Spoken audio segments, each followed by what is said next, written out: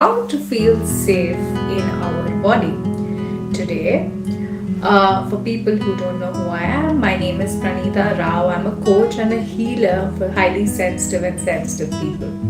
And today we're going to dive into why it's important to feel safe in our body as a highly sensitive person, and what are a few simple tools to utilize for us to feel safe, right?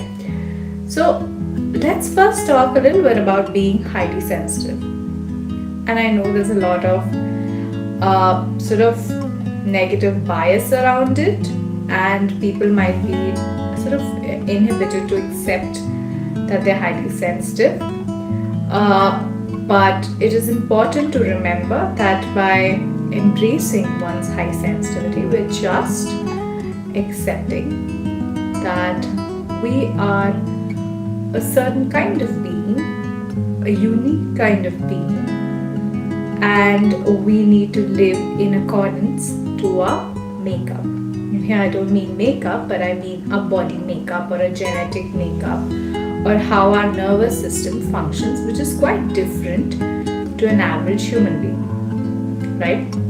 If you're new to the term high sensitivity and you're not sure if you're highly sensitive but suspect it, I encourage you to view the videos in my YouTube channel under the playlist of sensitive and highly sensitive people, and you will find signs that can help you identify whether you're highly sensitive or not, and many other videos that will give you a better idea of whether or not you're highly sensitive, right? Now, let's also talk about highly sensitive people very briefly, because we're going to focus on feeling safe in our body today. But because we're talking about feeling safe in our body as a sensitive and a highly sensitive person, I wanted to touch base a little bit about highly sensitive people. And something that I wanted to share is related to the later part of this live session. So, who is a highly sensitive person, right? Many a times when I tell people I work with highly sensitive people, they ask me, but who is a highly sensitive person? And I say that a highly sensitive person is somebody who is really aware, and somebody who is aware of various stimuli at one given time. So, by the way, I'm highly sensitive. So, if you and your friend walk into a cafe and say your friend is highly sensitive and you're not, and when you walk into the same cafe, right, you are experiencing a similar environment. There are people chatting, there are the barista is making coffee and you can hear the coffee machine making sounds. There must be a child there screaming at their mom, right? That you can hear the AC duct sounds, or it could be very crowded. There might be a huge queue to buy the coffee, or the energy in the coffee shop could be very stressful if there are people working inside, and it's a busy day, it's a busy Monday, say, right? So all of these are different stimuli, correct? And when two people, you and your friend, walk into a cafe, you're experiencing a similar stimuli. But your friend there, who is highly sensitive, would be processing way more information and stimuli than you would be. So if you are just picking up on the menu, you enter and you just see the menu and you're trying to decide what coffee you're going to buy. Your friend, on the other hand, enters with you and is suddenly picking up on the loud child crying, the crying noise that's affecting their nervous system, or people chattering, and that's affecting their, say, sort of heart rate if it's too loud, or they're talking about something really sad or depressing, or there must be the queue is so sort of long, the person, your friend must feel anxious that it's so long. if the environment is stressful, your friend could feel stressed as well, or could feel anxious, or could feel as though they're absorbing all the fear energy or the anxious stress energy from different people there, right? So what is happening here? You on one hand are just looking at the menu, and your stimuli are the order, say the coffee and the price, and you're thinking, what do you want to buy, right? The three stimuli. And for your friend, it's all of that all at once. And that's because they are more aware. And this is not to say that you are not gifted, somebody who's not highly sensitive. I'm just saying as an example. Please don't confuse it if you are. I just don't want to impose that label on you, especially if you are new to the term high sensitivity, which is why I'm saying if your friend is highly sensitive, right? And what happens is, I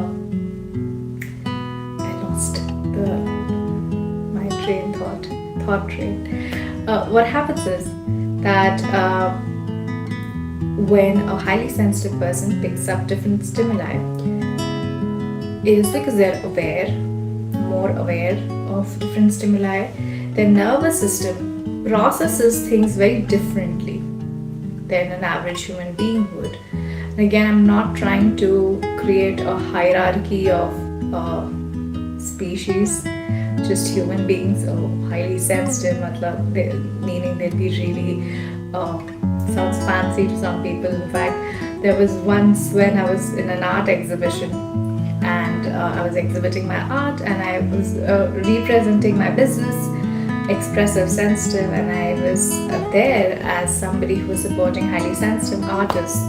And there was this one woman who came up to me, and she was like, why only highly sensitive people? Isn't that sort of, aren't you creating a divide? And I was flabbergasted, because we need to create more sort of outreach for high sensitivity. But unfortunately, it comes across as a divide when we're talking just about it, which is why I'm not saying high awareness to create a divide or create hierarchy, but rather to say that people who with higher levels of sensitivity have a nervous system that processes data differently. It processes data slower, but in a much finer, more nuanced manner, right? And a person who is not highly sensitive will process information in a much faster, could process information in a much faster, but maybe not in such a nuanced manner as a highly sensitive person could. Again, there could be variations. It's not like a textbook situation. So when two people enter the cafe and one person is highly sensitive, their nervous system is constantly processing. It feels like it's bombarded by information in a very tiny amount of time. And when I say high awareness, they can have higher awareness of others' energy as well, emotions and thoughts. So if somebody does not have an idea of their high sensitivity, they can walk into a cafe and feel extremely overwhelmed very quickly, right? So which is why it's important to learn about our sensitivity levels, set boundaries, learn about tools that work for our sensitive nervous system, our energy body and our emotional body, right? So that's a little glimpse about high sensitivity and what happens if you're highly sensitive, and who can sort of benefit, not who can benefit, but what is needed to do when you're highly sensitive. It's boundary setting and learning about your gifts and tools that work for you. Right, now that we've covered that, we're going to talk about why it's important to feel safe as a sensitive or a highly sensitive person in our own body, right? Now, feeling safe is, I think, a big, prestigious sort of moment, I think, at least, as a highly sensitive person, because when you're highly sensitive or even sensitive, we are constantly bombarded, right, by energy, emotions, thoughts, not just our own but others, and we can feel as though we are drowning literally in a sea of emotions, energy, and thoughts. And even with a sort of a high quality swimming gear, which would be your tools that you would learn to cope with your sensitivity, it could be difficult to feel safe, especially in the earlier years of understanding how your sensitivity works. And this is because it takes time to set boundaries, especially energetic boundaries. And if you're psychic, that means you'd have to also set psychic boundaries, right? And I know I'm making high sensitivity sound like a problem. It's a gift, I assure you, but it's also a gift that takes time to understand, right? It's a gift that we need to invest in with our time, money, effort, so that we can live a very different life, right? So that's why it could be difficult for highly sensitive people to feel as though it's really challenging to feel safe in our body, right? I'll give you an example.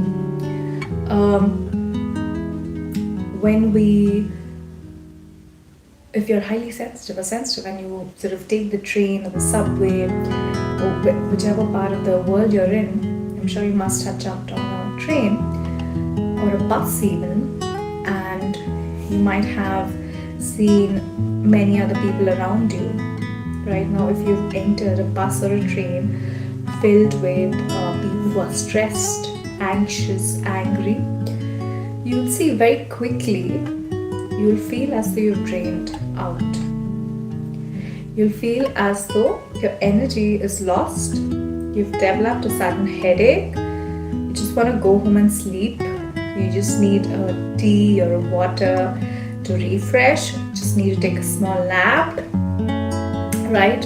So I feel like a lot of people in the train or the bus will just doze off, could be highly sensitive. They're just taking a mini or a micro nap to catch up on their energy levels.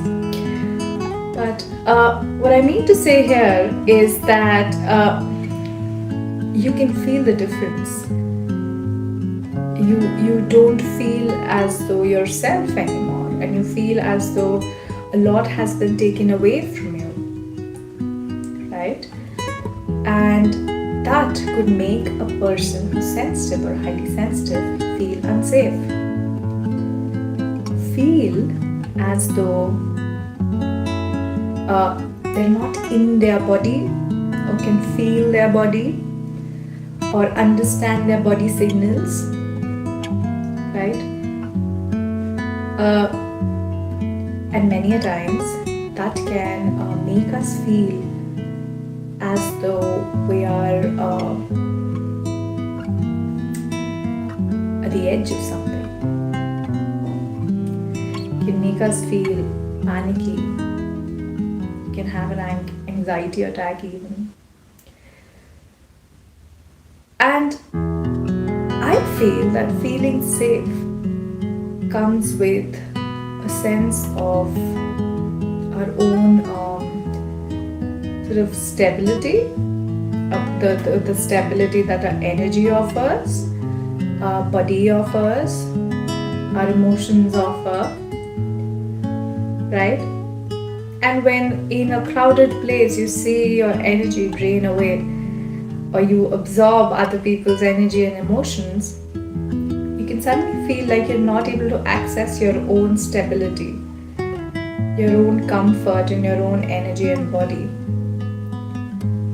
because you're sort of filled with other people's energy and emotions that are not necessarily healthy for you. Right? So that's why we often don't feel safe as a highly sensitive person. And another reason we might not feel safe is if we don't know what's happening with us, or we don't know what is highly sensitivity. And if we are highly sensitive people or a highly sensitive person, I'll give my example. I started off my spiritual journey when I was 17. Probably not 17, maybe 18. Yeah, 18. And I started walking on a Buddhist path, and it was called Vipassana. I don't know if you've heard of it. It had a lot to do with mindfulness, and I did that because I started developing a lot of mental health issues, and I was under therapy for almost 11 years. Yes, 11 years. And it was tough. Right, I had to visit the therapist often. It was not just one, always used to sort of change. It did have one for like a few years. After I think I was 21, 22. But until then, it was difficult. And the Buddhist technique helped me cope a little bit. But at the end of the day, I still needed medication. I was still struggling, and I had sort of developed a freeze, flight, and fight attitude towards life and everything I did. And then it so happened that I had a massive spiritual awakening, and I realized that there was something else happening to my body, to my mind, to my energy field. I was not just somebody having anxiety or panic attacks or emotional bouts. And then when I learned about high sensitivity, I realized I actually probably don't really have a mental health issue. I just need better energetic, emotional, psychic boundaries and learn about my gifts. And when I did, now I don't take therapy. Right? I don't take therapy because I look at life very differently. And I have the tools to cope with my sensitivity levels, which are very different from having an anxiety attack, a panic attack, or being in a depressive state. Of course, I do have days, or times of the days where I feel extremely exhausted, especially if I've not had a good night's sleep. But that's something that everybody goes through. It's not really related to mental health.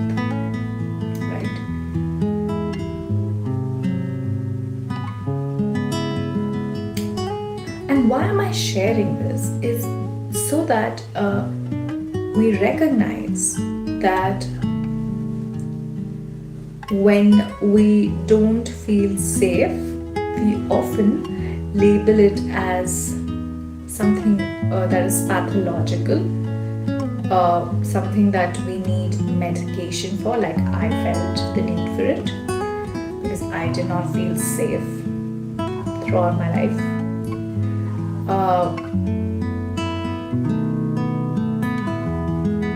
And when we don't feel safe as a highly sensitive person, it's often because we're taking on other people's energy and emotions and thoughts. And that's very important to differentiate. So those are the two, I feel, biggish reasons why we don't feel safe. Now, what can we do about it? I think when we begin to start feeling not safe, the first thing to do is to grab a bottle of water and sip it, or grab some hot tea if you're outside and you have access to it, but something that makes you feel soother. It makes you soothes you. Or you could also carry like something with sugar maybe in your bag to just pop in, so that your glucose levels are all right and you can still be in a place where you can tell yourself that I'm all right.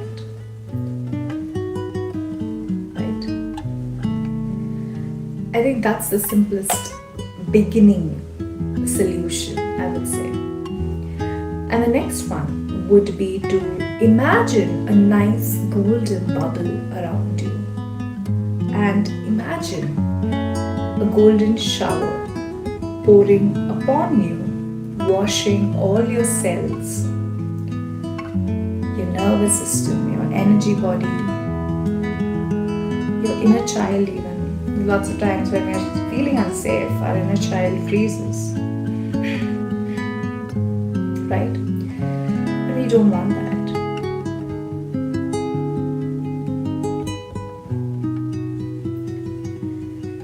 And when you imagine this golden light, I'd like you to imagine that the golden light coming from your guardian angels, who are responsible for keeping you safe.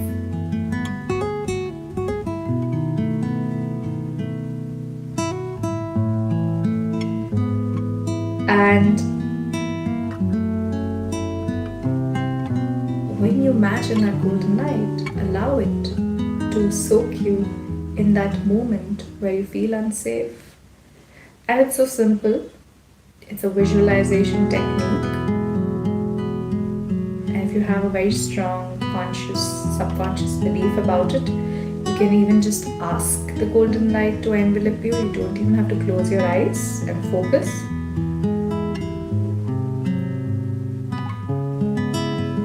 And when you do that, you'll notice that golden light creates barriers around you and will shield you from absorbing any more of other people's energy or emotions or thoughts. And that separation itself can make you feel like you have some breathing space in and around your body and help you sense your own body's stability, your own body's comfort zone. And that can help you regain the feeling of feeling safe. And wouldn't we want that?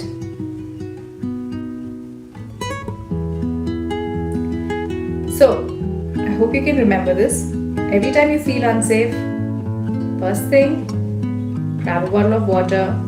If you have access to it, have some tea or coffee. And make sure you are soothing yourself. And the second thing to do is to imagine golden light around you, passing all your cells, creating a barrier around you and everybody around you, and their emotions and their energy and their thoughts, so that you feel a separation and you can feel your body again, your stability in your body again, and comfort of your body again. And then if you feel you're still not feeling safe, what do we do? Right? Especially if you're sort of giving a meeting or giving a presentation in a meeting, you You see a crowd of people cheering you, but inside you're sort of like panicking. Don't feel safe. Why? That's an interesting sort of situation, right? Like you're on a stage where everybody's cheering you, and you are going to give a presentation of a topic that you're very good at. You aced it. You have amazing skill set there, and you have spent years developing expertise in that topic. So there's no way you can mess up. But still, you could feel unsafe to give that presentation.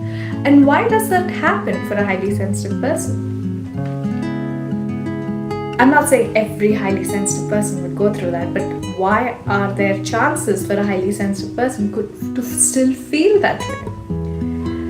And that is because as a highly sensitive person, you can, even if there is a crowd cheering you, you can still absorb their sullen moods, energy that might not be clear, clean, or healthy, right? Because people cheering could also be in bad mood, could have had a bad day, could have had a fight, wouldn't have healthy energy themselves. And when you're a highly sensitive person, you can pick up on all of this and end up feeling miserable, even though you know everything about your presentation. So what do you do then? Can you call on the golden light? Yes, you can. But what else could you do?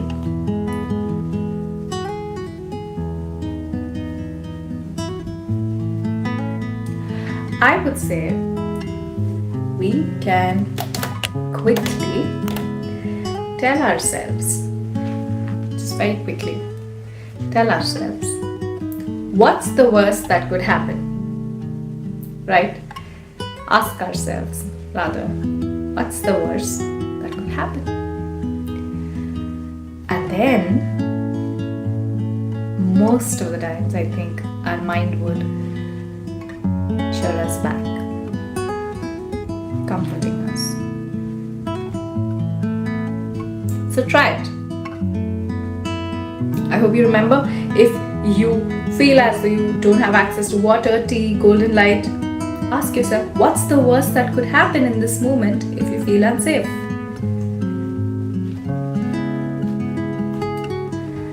And make sure you avoid thinking about hospitals at that time, right?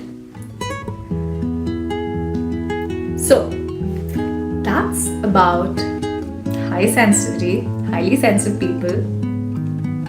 Why is it important for us to feel safe? What can make us feel unsafe? What are 3 simple techniques to feel safe again? If you found this video to be helpful, please do like, share, and subscribe to my channel. And if you're somebody, if you learned something from this video, I request you to share your takeaway as to what did you learn. Was it new? Did you ever hear about it, read about it, learn about it before? And if it was completely new to you, share your experience. What reflections did you have? I'd love to know. I'm definitely going to reply back. And also, if you're somebody who's looking for one-on-one coaching, paid support, please feel free to use the link in my YouTube channel bio to book a paid coaching session with me. That is if you're highly sensitive and need support. Understanding your gifts, understanding your sensitivity, setting boundaries, coping with your emotions, energy, and psychic gifts. My hourly rates start from $500 per hour, and I cater to clients globally. So if you're interested and you resonate with me, my energy, the way I speak, and the content of this video or my channel, please feel free to book a call with me. I'd love to help you out. Before I say bye, I'd just like to introduce myself once again. Hi, my name is Pranita Rao. I am a former dentist, a published science author, an intuitive abstract artist, an intuitive healer, and a coach for sensitive and highly sensitive people. I also offer Reiki sessions and angelic healing and guidance for select individuals around the globe. If you'd like to stay connected, please do subscribe and please do make sure you make full use of the content in this channel. And I've started 2 new channels. One is about unicorn spirit guides. If you're interested, the channel's name is The Unicorn Way. The link for it is in the description of this video. And another channel is for trees, tree lovers, nature lovers, and people who like to receive healing from trees, because I also do tree Reiki. And the channel name for that is Tree Babble, and you can find the link for it in the description of this video as well. Again, if you're somebody who is sensitive, chances are you might be attracted to art, Reiki, energy healing, angels and unicorns, as much as the topic of high sensitivity. So please feel free to subscribe to all the 3 channels. I also have 4 blogs. If you're a reader, you can have access to them as well. They're free and the links for them are in the description of this video. I am so glad that you could watch this live session or video until the end. If you have any queries, please drop them in the comment section below. And please know that I'll be doing live sessions from Monday to Saturday, maybe even on Sunday, I don't know. I'm starting to really enjoy them, honestly. But they're gonna be from 8 p.m. This week it was 9 p.m. But from next week it's gonna be 8 p.m. to 9 p.m. IST. And if you're free and if you like to learn topics under the roof of high sensitivity, please do join me. I'd love to have you. I'm going to say bye to you, and I hope you have a great day ahead. And I hope that if you were not feeling safe before you watch this video, you feel slightly more safe now. Have a great day ahead. Bye.